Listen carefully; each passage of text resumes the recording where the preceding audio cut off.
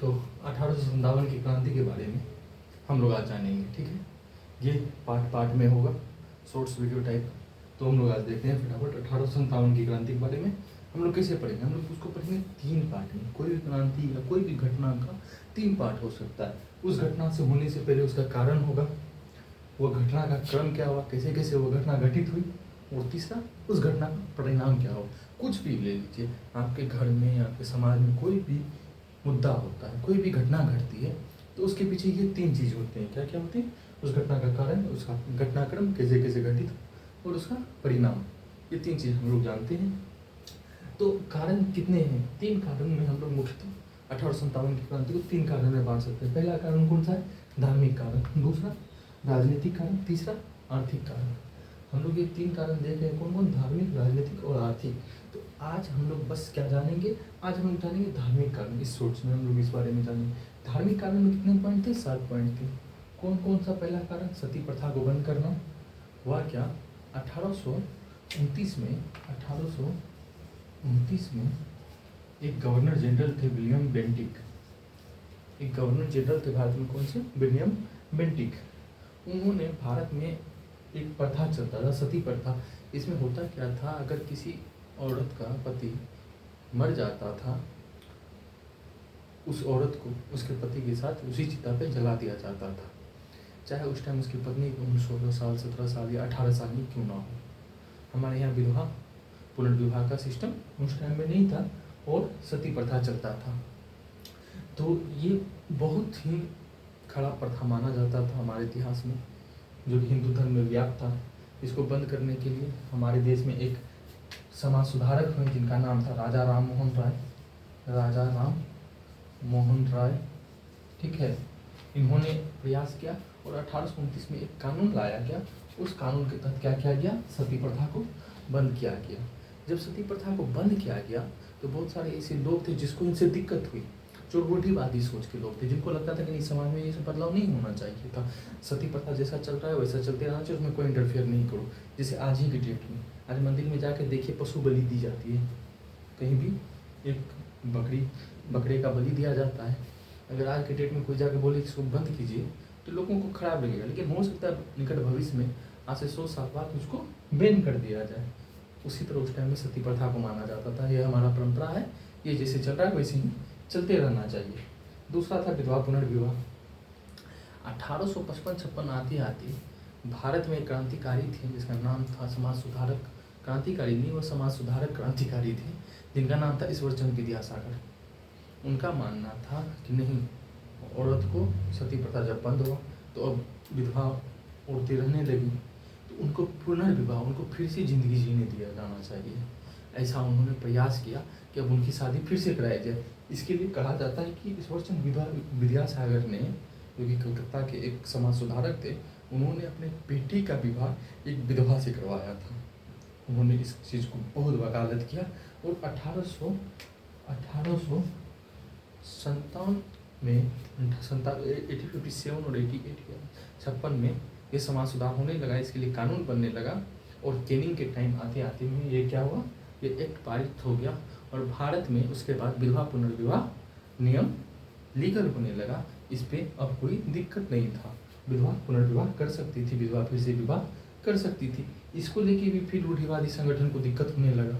इनका मानना था कि नहीं, विधवा को शादी करने का अधिकार नहीं है, अगर वो शादी कर रही है मतलब वह नियम के खिलाफ हो रहा है, गलत हो रहा है, जो कि हमेशा से पुरानी सोच वालों की सोच होती है। तीसरा, संपत्ति का अधिकार। हुआ क्या था इस टाइम पीरियड में, जब ईसाई धर्म आने लगा तो उस टाइम में सैनिकों को बाहर भेजने लगा ईस्ट इंडिया कंपनी। यहाँ से भी दूसरे उपनिवेश, जैसे उनको कब्जा करना होता था, अफ्रीका के किसी देश पे कब्जा करना होता था, या इधर मलेशिया साइड कोई देश पे कब्जा करना हो, तो भारत को सैनिक को लेके जाते थे।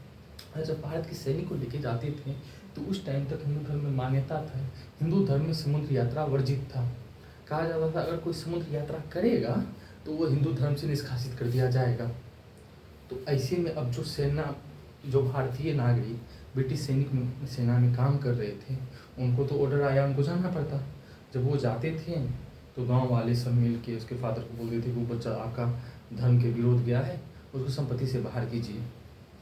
तो ये संपत्ति का अधिकार पे बवाल होने लगा। तो अंग्रेज ने इसका भी ध्यान रखा, उनको बोला कि नहीं, संपत्ति में अधिकार देना होगा।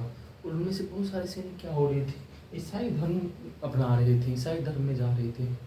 तो यहाँ हिंदू धर्म में होने क्या लगा, जो ईसाई धर्म अपना रहा है उसको संपत्ति से बेदखल करो। तो अंग्रेज क्या बोले, उनको संपत्ति में आपको अधिकार देना होगा। उन्होंने जबरदस्ती संपत्ति में अधिकार दिलवाया कानून बना के। इससे भी लोग असंतुष्ट होने लगे। ये सभी अभी तक हम लोग क्या कारण देखे, 4 कारण देखे। चारों कारण धार्मिक हम लोग बात कर रहे हैं।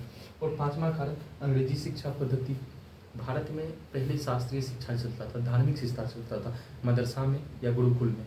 2 तरह का शिक्षा होता था। हिंदू धर्म के लोग गुरुकुल जाते थे, आश्रम जाते थे, वहाँ हिंदू धर्म की शिक्षा लेते थे। और मदरसा में मुस्लिम कानून, मुस्लिम शिक्षा ली जाती थी। उसी के साथ में दार्शनिक विचार भी सीखे जाते थे, शास्त्र और सामाजिक जीवन को भी सिखाया जाता था। लेकिन मुख्यतः वो शिक्षा धर्म के आसपास होती थी, धर्म के चारों ओर चलती थी।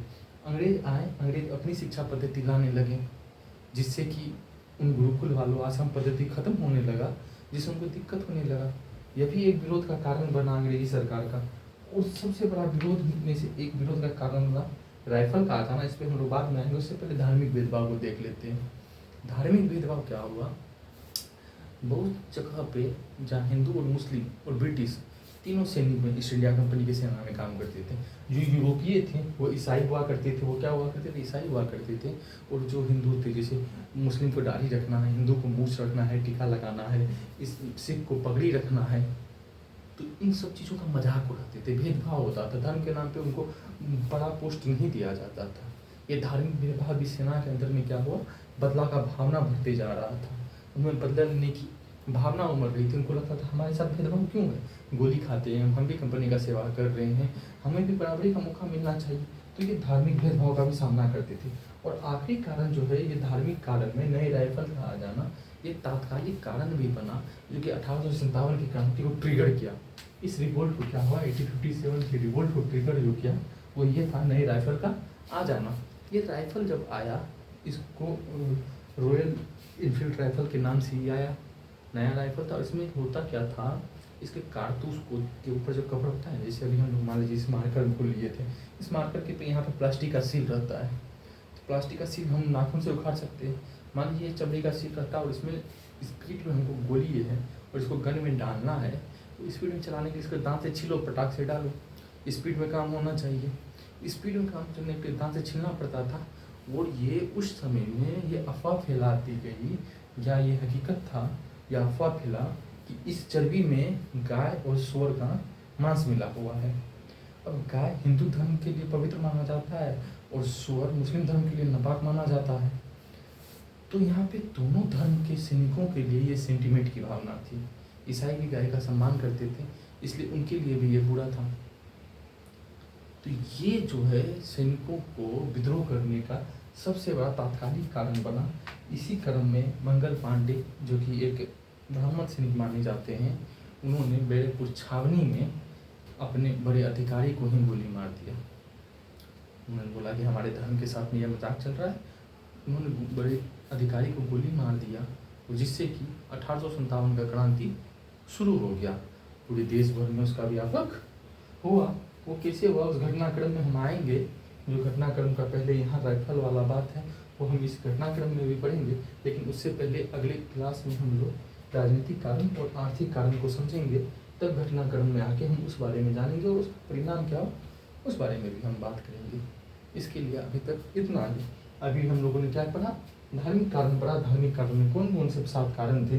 सती प्रथा था, विधवा पुनर्विवाह था, संपत्ति का अधिकार था, ईसाई धर्म का प्रचार था, अंग्रेजी शिक्षा पद्धति थी, नए राइफल का आना था, और धार्मिक भेदभाव था। ठीक है।